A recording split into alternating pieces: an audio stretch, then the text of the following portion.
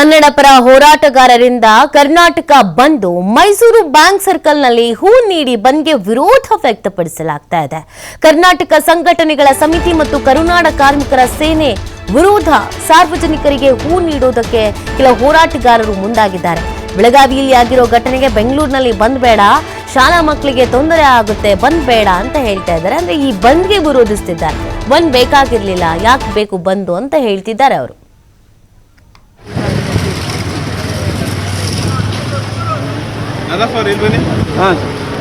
ಮಾಧ್ಯಮದ ದಯವಿಟ್ಟು ಗಮನಿಸಬೇಕು.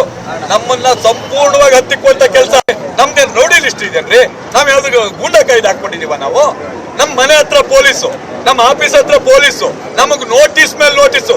ಎಷ್ಟು ಸ್ಟೇಷನ್ ಐತೋ ಅಷ್ಟರಲ್ಲೆಲ್ಲ ನೋಟಿಸ್. ಏನಿಲ್ಲ, ಎಷ್ಟು ಸ್ಟೇಷನ್ ಐತೋ ಅದೆಲ್ಲದ್ರಲ್ಲೂ ನಮಗ್ ನೋಟಿಸ್. ಹತ್ತಿಕ್ಕುವಂತ ಕೆಲಸ ಮಾಡ್ತಾ ಇದ್ದಾರೆ ನೋಡಿ. ಮಾಧ್ಯಮದ ದಯವಿಟ್ಟು ಗಮನ ಬಸ್ಸನ್ನ ಮನವೊಲಿಕೆ ಮಾಡ್ಲಿಕ್ಕೆ ನೀವು ಅವಕಾಶ ಮಾಡಿಕೊಡ್ತೀನಿ. ದಯವಿಟ್ಟು ಸರ್, ದಯವಿಟ್ಟು ನಮ್ಗೆ ಸರ್ ಇಲ್ಲ, ನೀವು ಇದು ಮಾಡಬಾರ್ದು. ನಾವೇನ್ ಬಲಾತ್ಕಾರ ಮಾಡ್ತಾ ಇಲ್ಲ. ನಮಗೆ ದಯವಿಟ್ಟು ನಾನು ಹೇಳ್ತಾ ಇರೋದು ಒಂದೇ, ನಾವೊಂದು ಮನವರಿಕೆ ಮಾಡ್ಲಿಕ್ಕೆ ಅವಕಾಶ ಮಾಡ್ಕೊಡಿ ದಯವಿಟ್ಟು ಸರ್.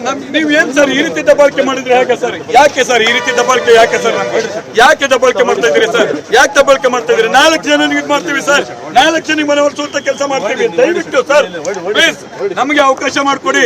ಒಂದು 4 ಜನ ಇದು ನೋಡಿ, ಇಷ್ಟು ದಬ್ಬಾಳಿಕೆಯನ್ನು ಮಾಡ್ತಾ ಇದ್ದಾರೆ.